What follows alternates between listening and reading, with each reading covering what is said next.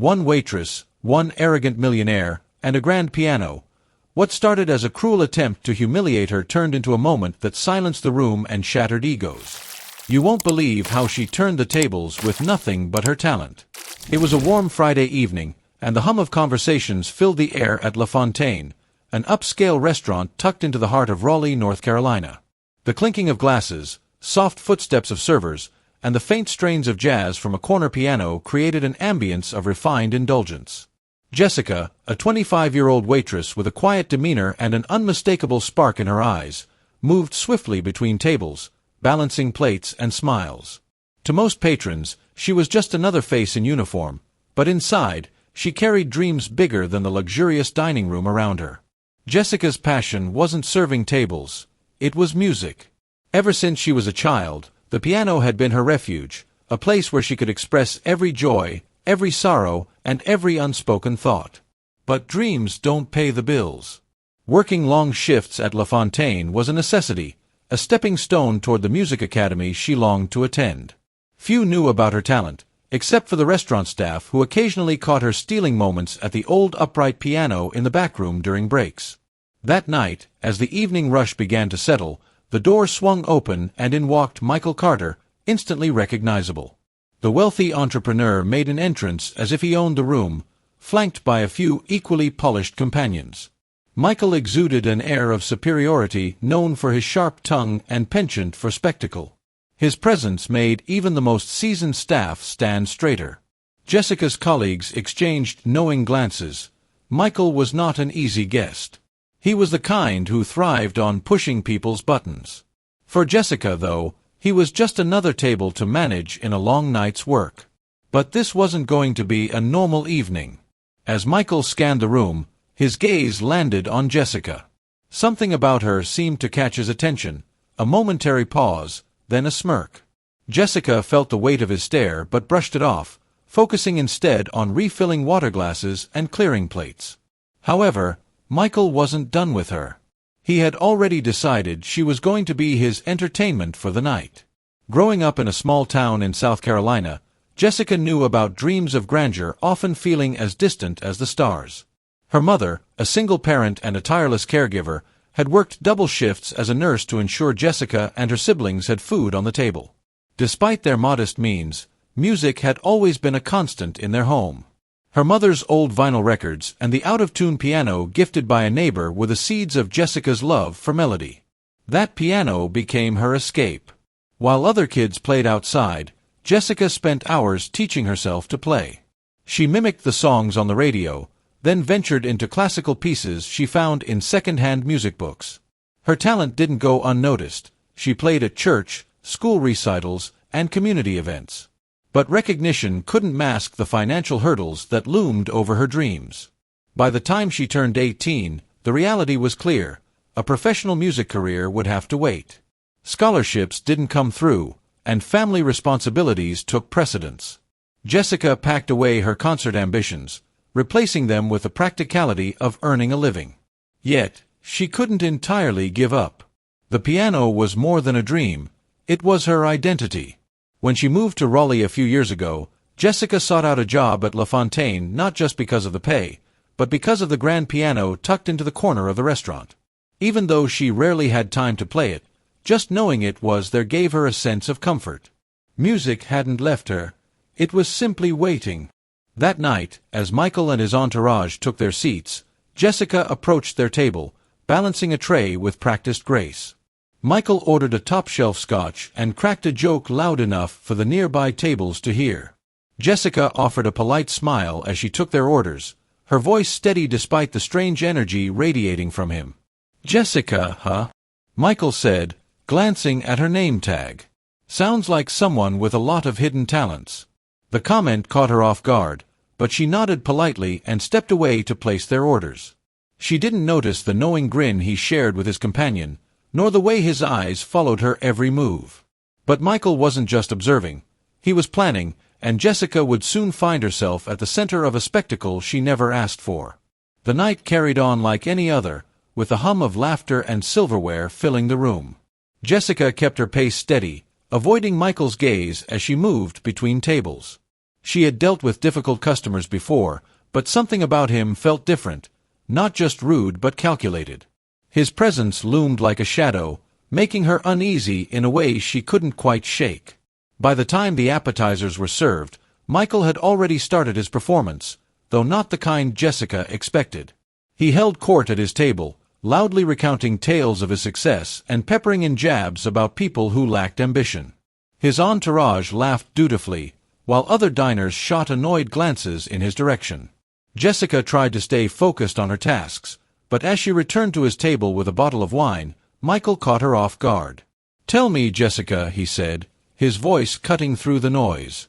"What do you do when you're not carrying plates? Surely a young woman like you has dreams." His words stopped her mid-stride. Jessica hesitated, then gave a careful answer. "I play piano sometimes," she said softly, hoping to keep it brief. Michael's eyes lit up, and a sly smile curled across his lips. "A pianist, huh? How fascinating. Why don't you give us a little performance?" Jessica froze. The room seemed to quiet, the weight of his words hanging in the air. "Oh, I couldn't," she said quickly, forcing a nervous laugh. "I'm just here to work tonight." But Michael wasn't about to let it go. "Nonsense," he declared, his voice booming. "There's a piano right there in the corner. Show us what you've got. Surely a future star like you isn't afraid of a little audience." His companions chuckled, clearly enjoying the show. Other diners turned their heads, curious about the commotion. Jessica's chest tightened. She could feel the heat of their stares, the silent judgment waiting to unfold. She wanted to say no, to walk away, but Michael's challenge hung in the air, daring her to rise to it or crumble under its weight. "I really shouldn't," Jessica stammered, glancing around for support. But even her colleagues seemed hesitant to intervene. Michael leaned back in his chair, sipping his scotch with a smirk. "Ah, I see," he said mockingly. "All talk, no talent. That's disappointing." The words hit like a slap. Jessica's hands clenched at her side. She wasn't one to seek confrontation, but the way he dismissed her, like she was a joke, a nobody, cut deeper than she expected. Her mother's voice echoed in her mind. "Never let anyone make you small, Jessica. You're bigger than they'll ever know." A moment of silence stretched between them. Jessica glanced at the piano, then back at Michael. His smug expression dared her to take the bait, and against her better judgment, she did. "Fine," she said, her voice steady but low. "I'll play." The room bristled with anticipation as Jessica walked toward the piano, each step carrying the weight of both fear and defiance. The dining room seemed to hold its breath as she approached the gleaming grand piano, the soft glow of the chandelier above casting a spotlight on her, isolating her from the murmuring crowd. Her fingers trembled as she slid onto the bench, the polished keys gleaming like a challenge waiting to be met. Behind her, Michael leaned back in his chair, the picture of smug satisfaction, as though he had already won whatever game he was playing. Jessica closed her eyes for a moment, steadying her breath. Her heart pounded so loudly she could barely think. This wasn't the church recital or the cozy community gatherings she'd once known. This was different, hostile. But there was no turning back now. She placed her hands on the keys, feeling their cool surface beneath her fingertips. The first notes were soft, hesitant, almost fragile. A few diners shifted in their seats, and someone coughed in the back of the room. Jessica ignored them, her focus sharpening as she leaned into the music. She chose a piece she knew by heart, a soulful rendition of Clair de Lune by Debussy. The melody spilled into the room, weaving through the air like a thread, delicate but unyielding. As her confidence grew, the music swelled. Her hands moved with a grace that belied the chaos inside her, the notes pouring out like a confession. Each chord seemed to carry a piece of her story, the sacrifices her mother made, the nights she spent practicing in a cramped room, the weight of dreams deferred but never abandoned. The diners fell silent, their earlier chatter replaced by a collective stillness. Even Michael, who had been whispering to his companions, went quiet. Jessica didn't need to look at him to feel the shift in the room. The mocking energy had dissipated, replaced by something she couldn't quite name, perhaps awe, perhaps humility. The music soared, and Jessica let herself go. For the first time in what felt like years, she wasn't a waitress or a struggling dreamer. She was simply herself, an artist. Her fingers danced across the keys, drawing out emotions so raw and vivid they seemed to hang in the air like smoke. By the time she struck the final chord, the room was utterly still. For a moment, there was no sound, just the lingering resonance of the piano. Jessica sat frozen, her hand still resting on the keys, unsure of what would come next. Then, as though released from a spell, the audience erupted into applause. The sound was thunderous, reverberating off the walls and filling the room with a warmth Jessica hadn't expected. Some diners stood, clapping with a fervor that brought tears to her eyes. Her co-workers, who had been watching from the sidelines, joined in, their faces lit with pride. Michael, however, remained seated. His smirk was gone, replaced by an expression Jessica couldn't quite decipher, part shock, part discomfort. He raised his hands and clapped slowly, a hollow sound compared to the cheers around him. But even his hesitant applause couldn't overshadow what Jessica had just done. She had reclaimed her voice, and no amount of condescension could take that away. As the applause began to fade, the room seemed to exhale collectively. Jessica slowly stood, her knees still trembling, but her back straight. She glanced around, and for the first time that evening, she truly saw the people watching her, not as spectators but as witnesses. Their expressions carried something new: admiration, respect, and even a hint of awe. She didn't look at Michael right away. Instead, she gave a small, polite nod to the diners who had clapped the loudest, her lips curving into a faint smile. It wasn't pride she felt, but relief that she hadn't let fear silence her. But then, as though magnetized, her gaze shifted to Michael. He was still seated, his hands clasped in front of him on the table. The confident smirk he'd worn so brazenly earlier was nowhere to be seen. Instead, his face was a mask of forced neutrality, as though he couldn't decide whether to admit his misstep or double down on his arrogance. "Well," Michael finally said, his voice louder than it needed to be, breaking the fragile silence that had settled over the room. "That was unexpected." He chuckled lightly, though it lacked its usual bravado. "I suppose talent really does come from the most surprising places." The comment landed like a dull thud. His companions exchanged awkward glances, unsure whether to laugh or stay silent. Jessica tilted her head slightly, studying him. His words were meant to be an olive branch, but they were hollow, weighed down by his inability to truly own the moment. "Thank you," Jessica said, her tone steady and deliberate. There was no warmth in her voice, but no hostility either. She wasn't about to let him pull her back into the smallness he'd tried to impose. Her performance had spoken louder than any rebuttal she could offer. Michael cleared his throat, clearly uncomfortable under the weight of the room's collective gaze.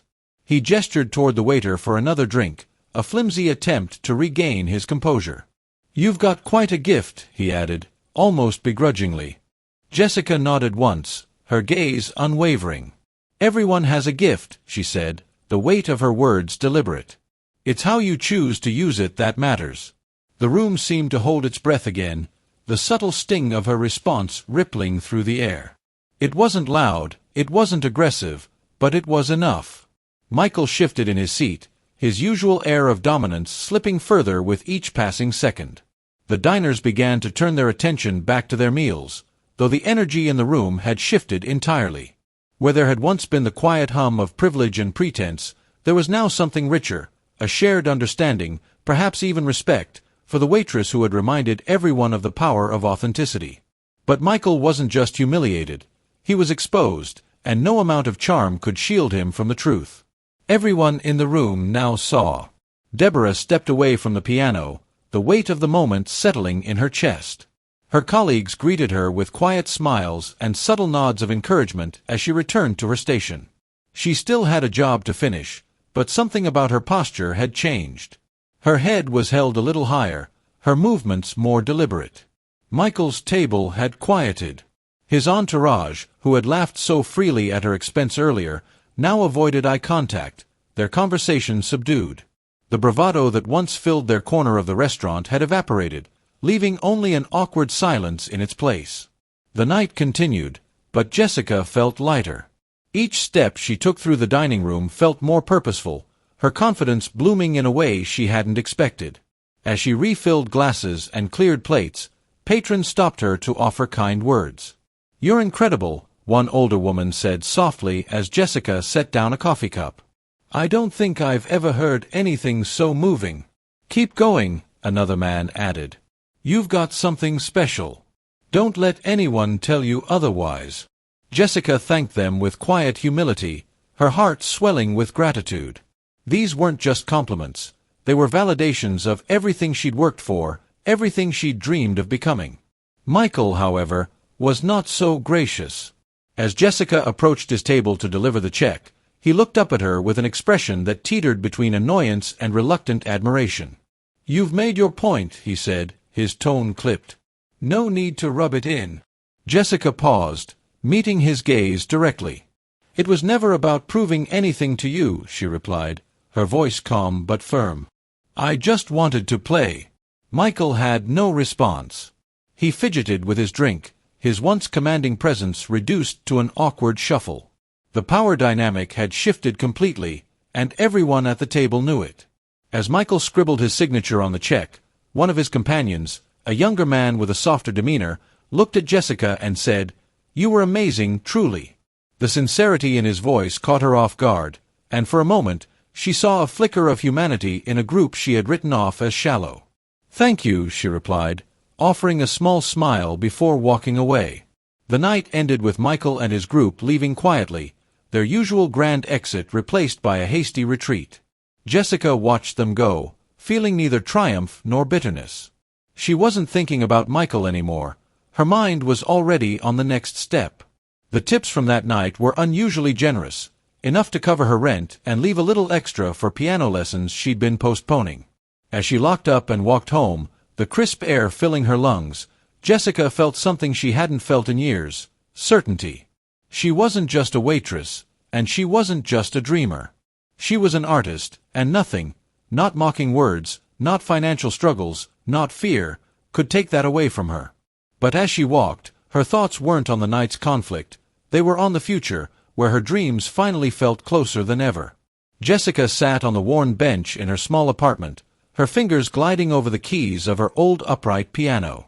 The sound wasn't as crisp or rich as the grand piano at La Fontaine, but it didn't matter. The music came from her heart, just as it always had. That night, something shifted within her, not just a moment of triumph, but a realization that her talent wasn't something she needed to hide or justify. It was hers, and it was enough. In the days that followed, the events at the restaurant became something of a local story. Patrons who had witnessed her performance shared the tale, and word began to spread. A few days later, Jessica received a call from a man who had been dining that night, a music producer visiting from Nashville. He wasn't offering fame or fortune, but a chance to record a demo, a step toward something she had only dared to dream of. Jessica agreed, not because she believed it would change her life overnight, but because it felt like a door opening, one she wasn't afraid to walk through. For years, she had let fear and doubt whisper lies into her mind, telling her she wasn't enough, that her dreams were too big. But now she saw the truth. Resilience and authenticity were her greatest strengths. The incident with Michael Carter wasn't just a humiliating spectacle turned victory. It was a reminder of the power of integrity. Michael, for all his wealth and bravado, had nothing that could diminish her. He represented every voice of doubt she had ever faced, and she silenced him with nothing but the purity of her craft. To anyone watching her story, Jessica's message was clear: never let someone else define your worth. The world is full of Michael Carters, people who project their insecurities onto others to feel powerful. But true power comes from staying rooted in who you are and letting your passions speak louder than their ridicule.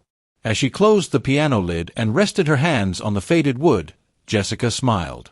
Her journey was far from over, but for the first time, it felt like it had truly begun. What about you? What dream have you been holding back on because of fear or doubt? Don't wait for someone like Michael to test you. Take your step forward now. If Jessica's story inspired you, subscribe for more stories of resilience and triumph. Your story could be next.